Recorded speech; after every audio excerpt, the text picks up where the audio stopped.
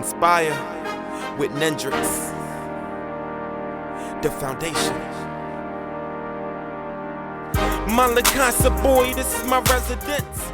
Hello, and welcome back to Your Best Life with Dr. Hairston, founder and president of Embracing Arms Incorporated and brand movement hashtag Your Best Life. Thank you for joining us as we continue a new series, which is very special to me as I celebrate what would be my mother's 70th birthday month. My mother, Trooper Darthinia Hairston, better known to most as Spicy, was a retired Pennsylvania State Police officer before passing in August of 2009. She started her career with the Pennsylvania State Police in 1980. As many of my viewers know, I spent most of my life being raised and mentored by law enforcement officers and military officials, and I've always been fascinated and intrigued by women who chose the career, as I know all too well some of the trials and tribulations of navigating this white, male-dominated sector as a female, specifically as an African-American female. So this is part 2 of Women with Badges. Can you get excited about that? This is an opportunity where I have the distinct pleasure of interviewing women from all over the country, from various law enforcement sectors about their experience as an officer and reflecting on their perceptions of the culture, recruitment, retention, and also the promotion of women. So my second guest is Stephanie L. Mitchell. She is a fellow high school alumnus and a childhood friend. She is a mom and a senior consultant for Mary Kay Cosmetics and a retired non-commissioned officer who retired as a staff sergeant working as a career counselor serving in the U.S. Army for more than 20 years. She earned a bachelor's degree in business administration and an MBA in human resource management from Strayer University. Please welcome our second guest, Stephanie Mitchell. Welcome, Stephanie. How are you today? Hello, Danielle. It is a pleasure to be here with you and an honor, especially that it's my second mom, Miss Tina's birthday. Right. And hello out there to the Embracing Arms community. Are you excited? Yes. It's always fun. You know, when my mom's birthday used to come around, the whole neighborhood knew because we would have this huge party in our backyard. And so, I kept thinking, what can I do to honor my mom's birthday this year? And I thought, you know what better way to celebrate her life than to, you know, talk to women who walked in her shoes and did some of the work that she did in her past. So, you know, I gave them a little bit about who you are, but we know that, you know, Stephanie Mitchell, there's a lot that goes with you, right, in your experiences. So I'm, you know, going to turn it over to you for a couple of seconds, and maybe you can tell the audience a little bit about, you know, who you are and why you chose to go into the career as a non-commissioned officer with the United States Army. Well, as a little girl, I didn't quite know if I wanted to join the service, but I was fascinated by it. Because I would look up and see my grandfathers, they was in the service. And so I would always, you know, look up and be like, oh, you know, grandpa, you know, in their uniform. I don't know if I had this thing for men in uniform, I don't know. But I think I knew that I was going to end up going in because in the 9th and 10th grade, when the recruiters would come to the job fairs at school, I was linger around, but I was too afraid to actually talk. But so one day I decided the summer before our senior year, I decided, you know, I'm gonna go ahead and enlist in the Army Reserves because, you know, it's just a week and a month. Right. But behold, you know, my reserve unit used to be right down the street from us on 2nd Street. Oh, I remember that. I was a medical lab. I went in as a medical lab tech. They deployed, and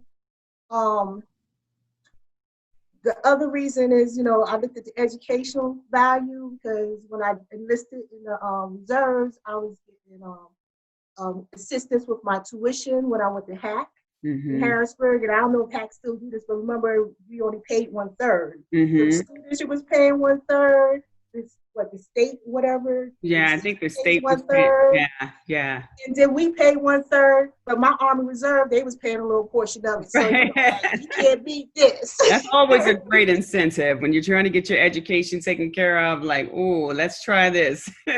Yeah, and so, but then I decided to go on active duty. I wanted to stay in medical lab tech, but I ended up working with telephones, and I did that for the first approximately 8 years of my career. So I actually got to learn how to calculate things, hexagons, decimals, stuff like that, like your little math people, Okay.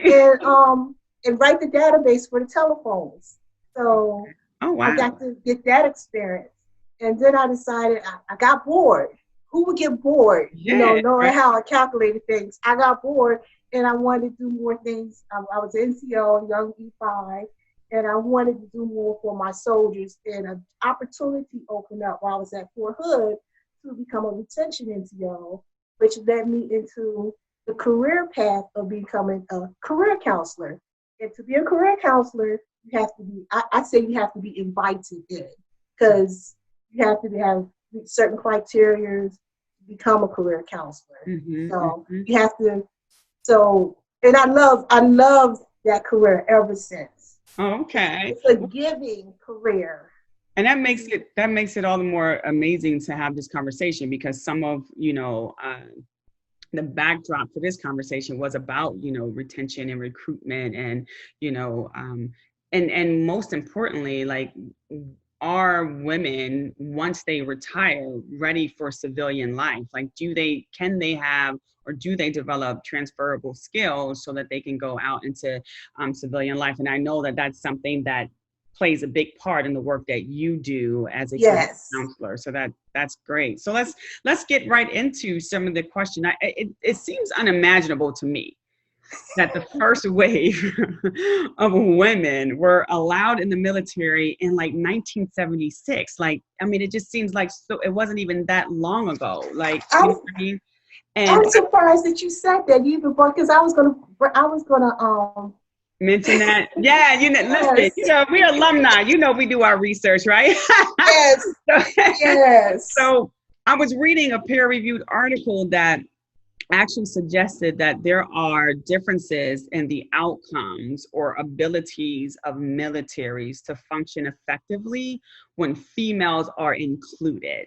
So what are your thoughts related to the idea that women inclusion in the military has an impact on the outcomes of the abilities of militaries to function? What do you think about that?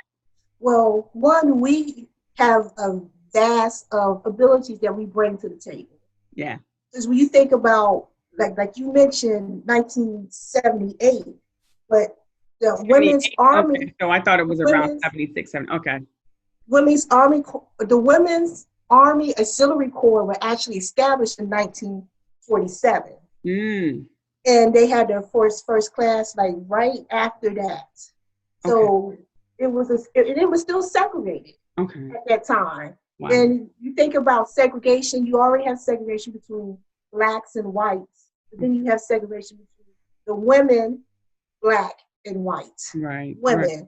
And you had women that was in there that was being the nurses. They were doing the support stuff, but they was doing skills that was needed. So the inclusion was very, very important. They saw that inclusion was important.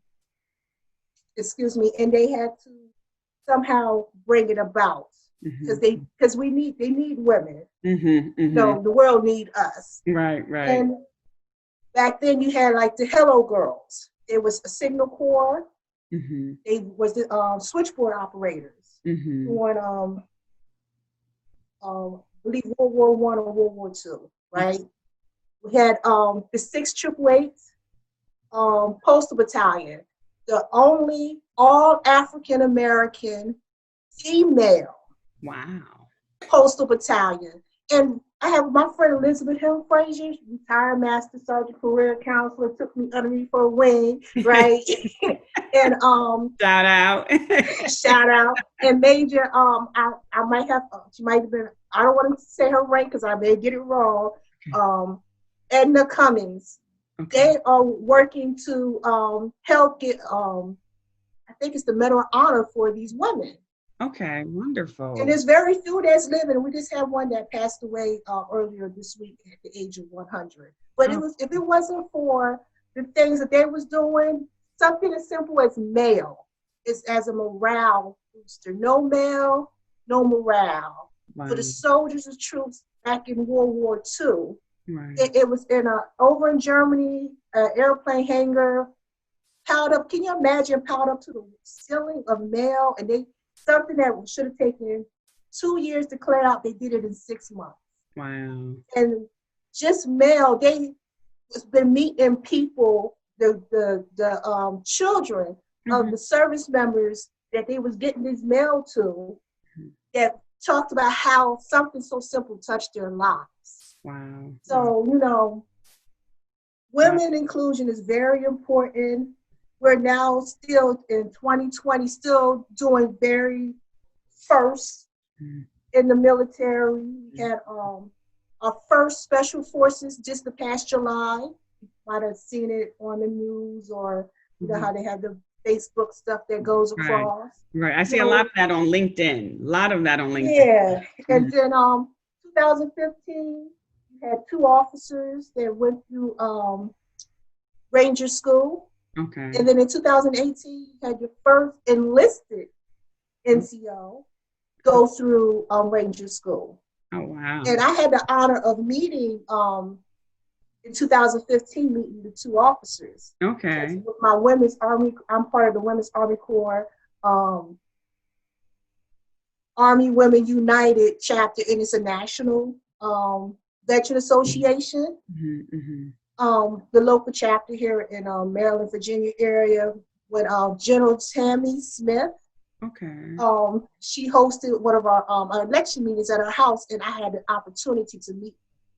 So, and I thought that was just wow. You just kind of found all of these power women. I'm gonna have to try to, once we finish our interview, I'm gonna have to get their contact information. I can call them like, hey, I need to interview you.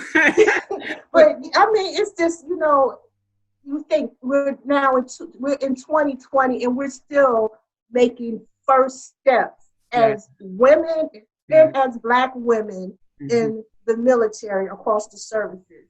And what we bring to the table is so instrumental because, like I was listening to your first interview, first part 1, right? How we, what she say? I can't quote her exactly, but she talked to more people in cuffs. You know, because we have that nurturing, that caring, you know, soothing calmness about us, right?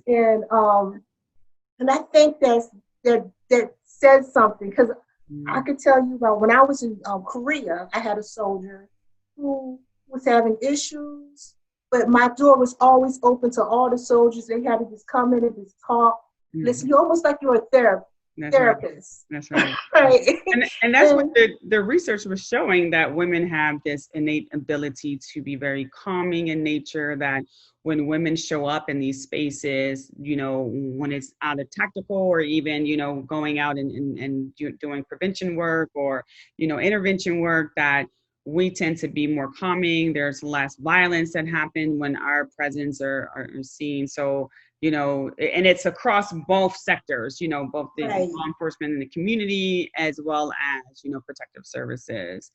So one of the common arguments against women in the military expresses some concern over the physical ability of women to meet fitness qualifications that's necessary for success, right? And so while being physically fit is an important aspect of the military environment, it must be noted that the degree of intensity many associate with such roles is considered over-exaggerated. Yes. Do you believe that mainstream media focuses much of its attention on the most grueling elements of combat warfare? Yeah, because warfare today is not like warfare back in the 1940s, where there was a defined front line. There is no defined front line anymore. Okay. So we all have to be healthy. We have to maintain a certain level of fitness regardless. If we male or female. You have males that they go work out, they look muscular, but they can't pass a weight test. It's like females. I was, I looked slim, but I didn't meet that body fat requirement that they wanted. I met the body fat requirement, but I didn't meet that weight, that height and weight. Muscle weighs more than fat. Right. I had a first sergeant to say all the time, "Why am I taping you?" Right. You're one of the most fit person now that I have in the company. Exactly, but you were heavier because of the muscle weight. I was heavier because of the muscle weight. Okay. But it's about I think it lies into the individual and what they can do. Not every female can carry 60 pounds and running for so long, but there's males that's like that too. They can't do that. So, but do you believe that the overqualification or the over focus or the extra focus justifies, the intensity of the military qualification and why most women fail to meet the qualification? I don't think it justifies it. I don't think it justifies it at all. And there has to be a change. I don't know when it's going to come. I know they changed standards a few times when I was in, and I look at now the new PT test. And in my head, I'm going, it's a PT test just to set it up. Right. But who am I? Okay. But I don't think it justifies it. Okay. But till we can figure out a way that is a happy medium, and then we don't have all these other outside pressures, because you already, you're pressured to you have to look a certain way. You gotta, and then that doesn't help you, because you stress yourself, and then you're doing things that are unhealthy, that's going to make you weak and make you sick, and it's going to ultimately hurt the mission. Right. That's how I look at it. So we know, based on, when we're talking about the pressures and the stress that's related to just kind of looking your best and competing in this kind of space with, men and other women, we know that based on some of the recent articles that we've seen over the past few years, including the most recent murder of Vanessa Guillen in Fort Hood, Texas, in 2020, and dating as far back as 2005 with the death of Lavina Lynn Thompson in Iraq. There's been plenty of outcry about the way the military has handled concerns of sexual assault against women, right? And that can be stressful in and of itself, kind of dealing with that. What are your thoughts regarding the current practice and what makes the military environment toxic for women civilians and women officers? Well, being out for almost 6 years, I can't talk about current practices. Right. But I do think that no matter what organization that you're in, you have pockets of bad apples, and those people need to be held accountable.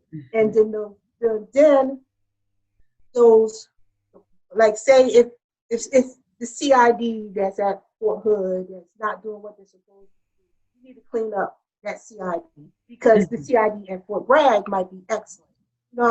So you gotta fix all those little pockets. Okay. And when people use their rank and position to do things that's not right, that's a problem. And that needs to be nipped in the bud. And they shouldn't be allowed to retire with full privileges. They shouldn't get a slap on their hand. They should be busted down or whatever it is, just like if John Snow,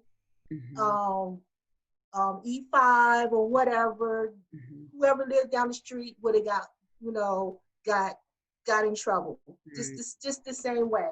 And if those examples are more prevalent and seen, then I think then people will not feel comfortable at doing it.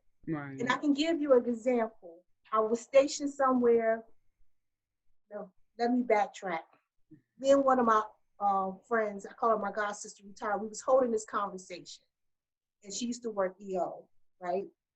And we was talking about how this example right here, this very same topic.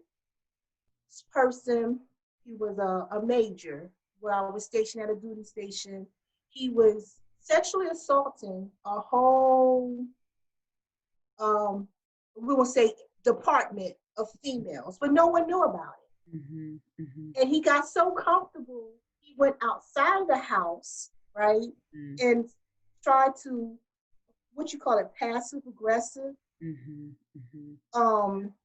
He was made someone feel uncomfortable. And she said to me, Steph, he made me feel uncomfortable. Should I report it? And I told her, I said, yes, because if he felt that comfortable to do it to you in your office, what is he doing in his own department? And come to find out, maybe about 20 females in his department was being sexually assaulted. Oh, wow. And then after the commander, which I love this commander because he didn't care what rank you were, he didn't care what color you were, you all got treated the same, right? Right. So after investigation, they found out that he was doing this at other duty stations that he was at before, but they just kept moving him along. They wasn't putting it on his ratings. They wasn't doing anything. So when we let the problem keep moving and to the next station, say, oh, I don't want to deal with it, let me move it on, saw what happened. Yeah. So, and we need to stop. Yeah. And I tolerate. And I've heard, concerns from, other women that have been in the military that, they witnessed these things happen. It may have happened even, to them. And in some cases have prevented them from really wanting to do more in the military. Some of them can't wait to get out, they're like, the time ticking, and don't really thrive in that space because of it. So to what extent do you believe are women deterred from taking certain assignments and positions in the military? Like to what extent are the potential contributions of women in certain assignments and positions actually diminished? It's a big concern because then you lose a valuable asset that could benefit the service as a whole. You think about the different lives that they would have touched in a positive way because they are being assigned to a location that they know that someone's at that could be a predator or whatever, or they know that in this career field that it's this good old boy network or good old girl, whatever you want to call it, right? And they're not really going to go anywhere. So you do not want to take those assignments, and then as depending on where you at in your career, you're not just walking out the door at your termination, at your scheduled termination date, right? Now you may say, I want to sign a declination statement saying I'm not going to go to this duty assignment. So by doing that, you are limiting yourself from other opportunities that might be affordable to you through whatever it might be. But you're limiting yourself. And then we lose a good person that could have gone far, could have been someone that changed people's lives, and all because of all these bad pockets that just keep on climbing up, and now there are seniors. And deterring women from really excelling and doing great work in the military, and not to diminish the work that's already been done in the past that other women have, laid for you guys to walk in that, but going forward, diminish there.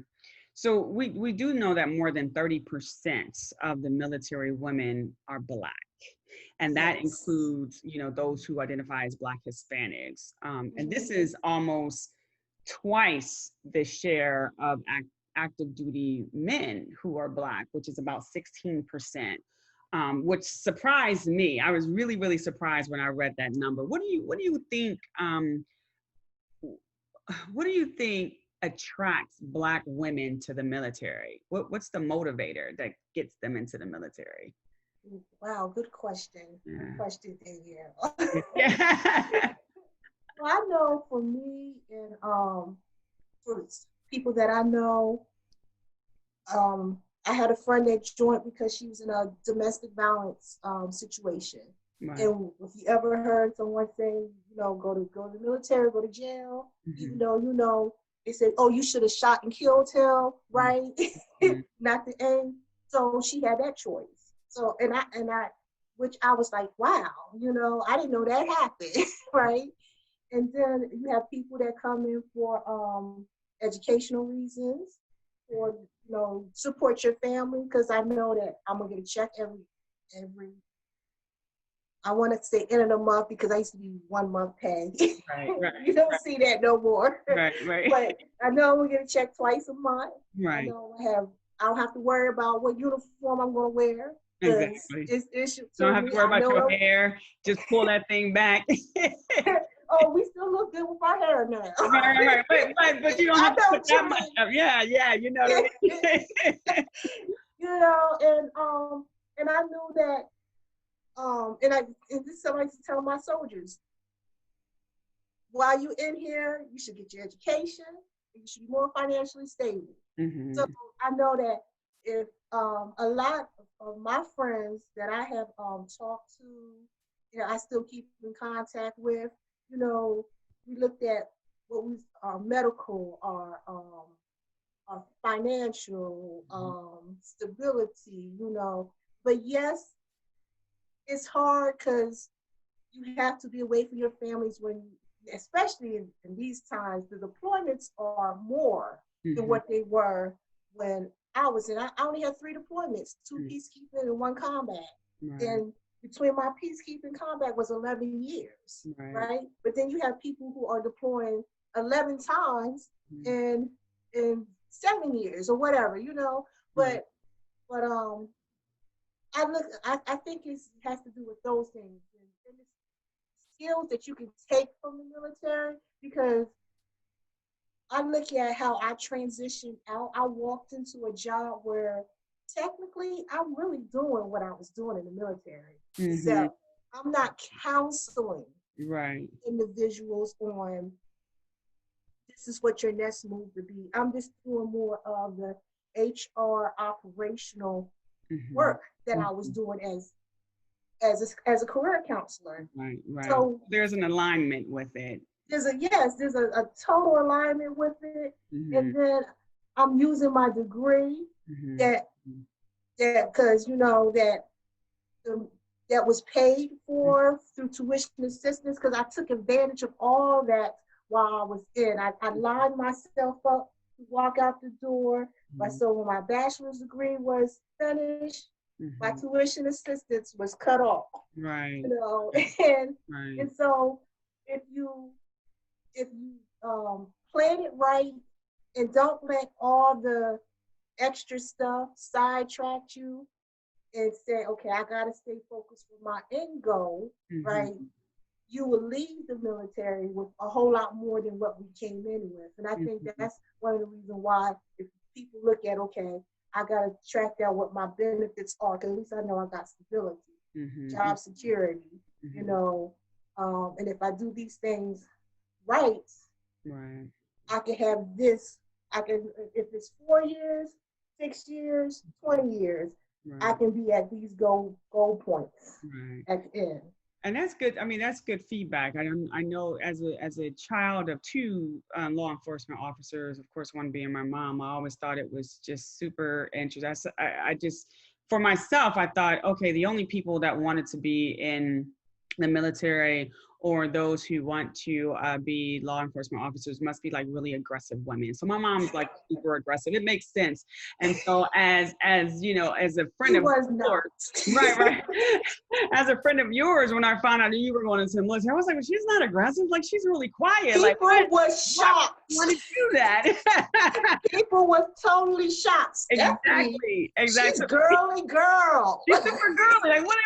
No, that's not a good idea. So it's great to get that perspective, because I always was interested in like what really motivates, especially young people, to want to go into the military. And so it does make sense that there's stability, you know, there's opportunities there.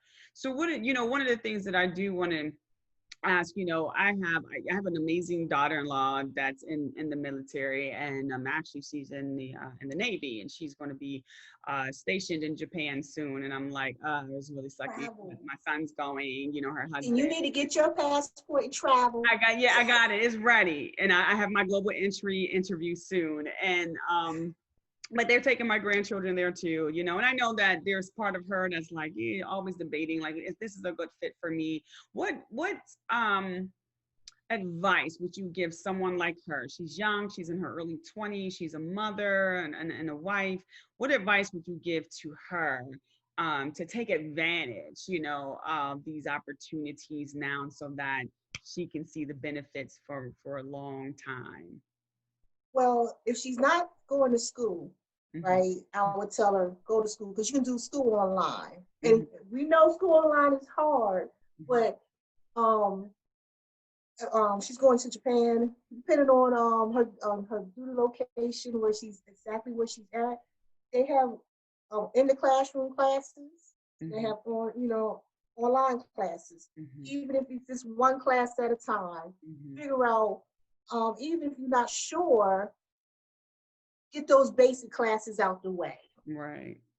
And then just think about where do her and her husband, where her and Ty wants to be down the road.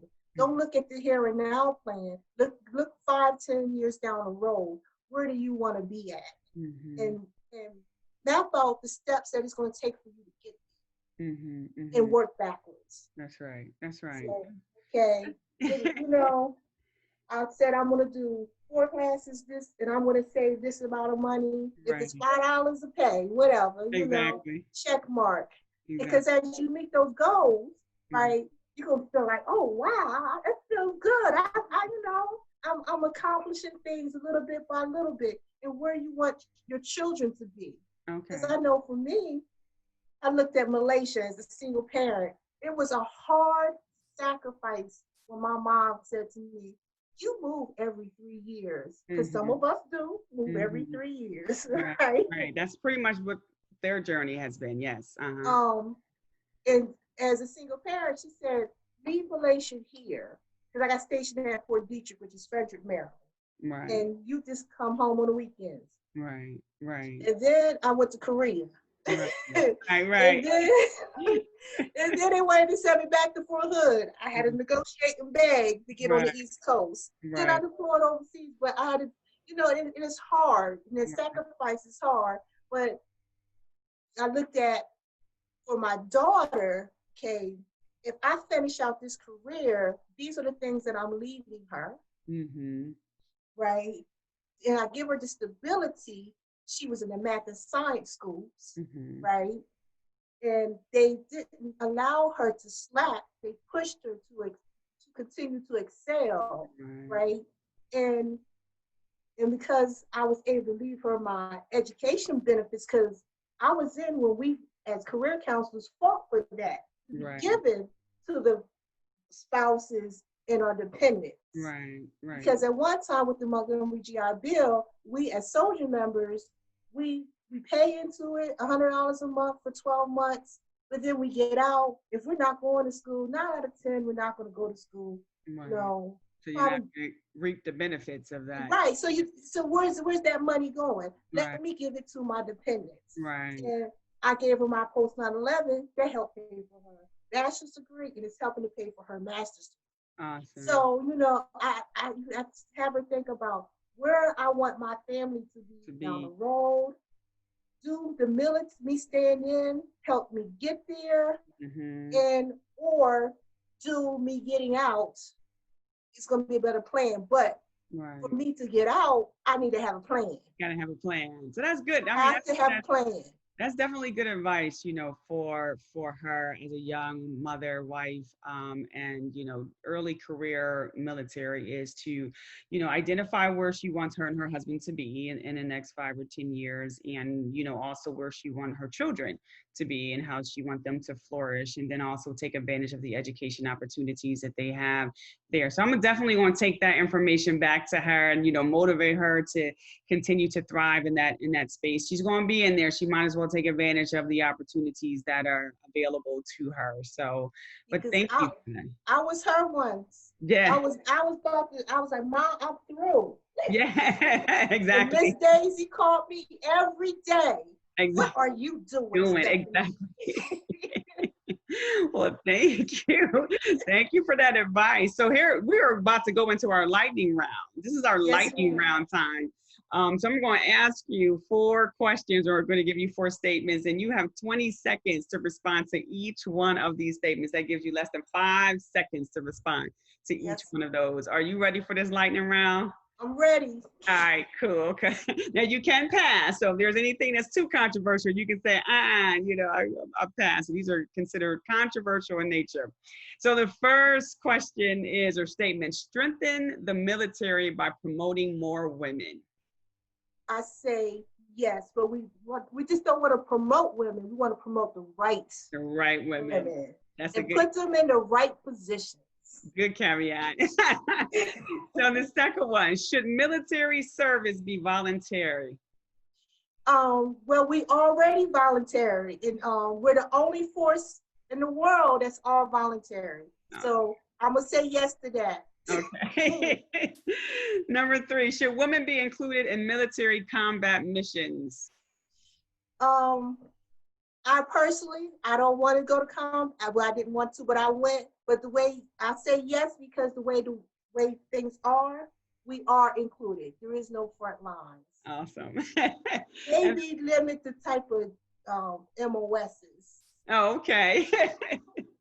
So the final one is the government doing enough to support the U.S. veterans?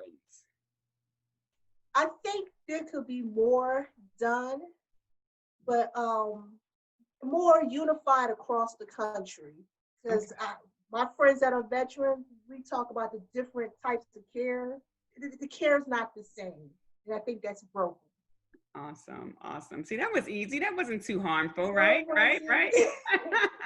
Well, thank you again. Thank you again, Stephanie, for giving me your time today. It's always a pleasure to spend time with you and chop it up, especially as an alumni, but more importantly, as a friend. It was a pleasure. And I also want to thank our listeners. Thank you, listeners, for tuning in today. If there was something that you heard today that energized you or triggered additional questions, please remember to comment below, like, share, and subscribe, and join us again next time for our part 3, women and badges. And if you want to get in contact with Stephanie, senior consultant for Mary Kay Cosmetics, her contact information is below. Please click, and talk with her. Maybe you want to get into business, or maybe you just want some good skincare. I want to remind my listeners to be safe, practice social distancing. And if you don't want to wear a face covering for you, wear it because you care about others. Please remember to go out into your community and embrace someone. They are waiting for you. And in the meantime, continue to live your absolute best life. Hello, Embracing Arms community. My name is Stephanie Lynn Mitchell, retired staff sergeant and senior consultant with Mary Kay Cosmetics. I am stopping by to remind you to live your best life.